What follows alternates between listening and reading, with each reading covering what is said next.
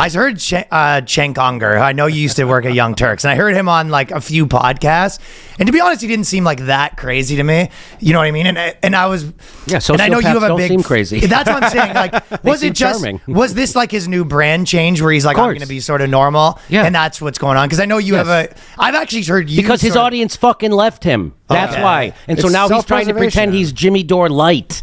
Now he's trying to pretend he's going to reach out to people, and we all got to fight. He's not. That's not real. So did you guys? Cenk Uyger takes money from the people we're supposed to be fighting. He took $24 million from DNC donors, establishment figures, and right wingers. That's who Cenk Uyger is. And as soon as he did it, he started repeating FBI and CIA talking points about Donald Trump and Russiagate, which led directly to the Ukraine war, which I fucking told him it would. So you guys are not friends, fair to say. No, we still hang out. Do you actually still talk to him? No. It's all kayfabe. He's just like in the back. Yeah. Okay, so the gist is that because they're sort of saying we're like mainstream progressive guys, and you're sort of saying like you're just part of the whole machine. They're just part of the machine. Yeah, the Young Turks and Cenk Uyger? Yeah, you guys are just the same thing as that deal. Yeah, no, they're just...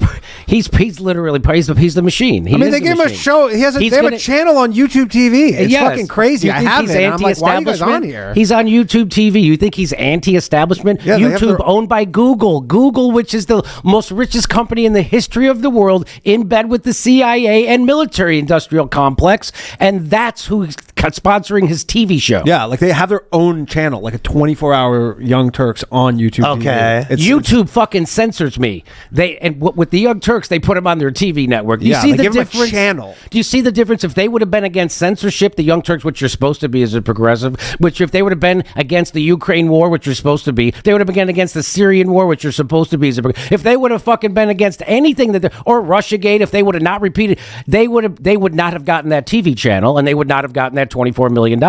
But they did tell people that Julian Assange is your enemy and he can't be trusted, which is an establishment talking point. They got on board with all the main things you're supposed to get on board with. They're supposed to be a news channel, an independent news channel, and the number one journalist in our lifetime is rotting in a prison because he exposed war crimes. That's why Julian Assange is in prison, because he exposed war crimes, not because of fucking Hillary Clinton's emails, but because he exposed war crimes. That's why. And the Young Turks went out and slandered that guy. They did everything that was asked them by the establishment, including telling people not to do force the vote, which was force the vote. Yeah, I've heard you talk about that, but force I don't the really vote, which was when if you remember the Republicans when they just got control of Congress, so the extreme right wing of the Republican Party held out for demands. We're not going to vote for you as speaker, and you can't get elected without our votes, and so we have demands. And so McCarthy caved into every one of their demands, which is what we wanted the squad to do, AOC and all those people. Nancy Pelosi couldn't get elected without the squad's votes. And so now you have leverage. So we wanted them to use their leverage.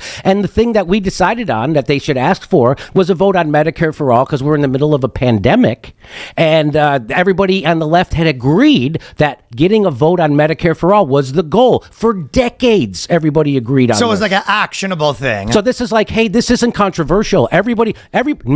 AOC ran on that. She goes, we can't even get a vote on Medicare for all. When she was running, she complained about it. She goes, we can't even get a vote on Medicare for all on the House floor. So this was their chance to get it. I spearheaded this movement, and the Young Turks got a call from their DNC handler and told them not to do handler? Yes. Oh, for sure. And told them, of course, I know there was a phone call that happened.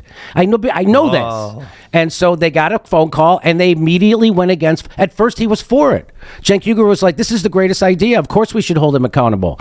And then he got the phone call, and then he's like, Jimmy Dore's an asshole, and Jimmy Dore's a jerk, and he's being mean to AOC, and we're against force the vote. Oh, sorry. And we're against force the vote. What was the reason? Well, they did a poll. Because he said that now is not, he goes, now is not the time. They just go, now's not the time. Because it's the pandemic. They did a poll of their own paying members. 87% of them wanted them to do force the vote. An unbelievable, overwhelming majority of their own paying members wanted them. They did a fucking poll. How stupid are they that they did? And then they published it. And then I tweeted out, hey, thanks for letting us know that you're going against your own audience. So they lost their own audience. And a good mark of what your real audience is how many people watch you on a live stream right now. Yeah. they used to get 18, 20,000, 25,000 people watching a live stream. They get 3, 4, 5,000 people watching them now. Their audience has left them, and the only thing that supports the Young Turks is the algorithm, because they're in bed with YouTube and Google and the establishment, so they get boosted by the corporate algorithm. I don't. I get censored. I get demonetized. I don't get put on YouTube TV. So that's the difference between a real independent news show and somebody who's working for the establishment who's just trying to find ways to get people to click on his shit. And that's all that is.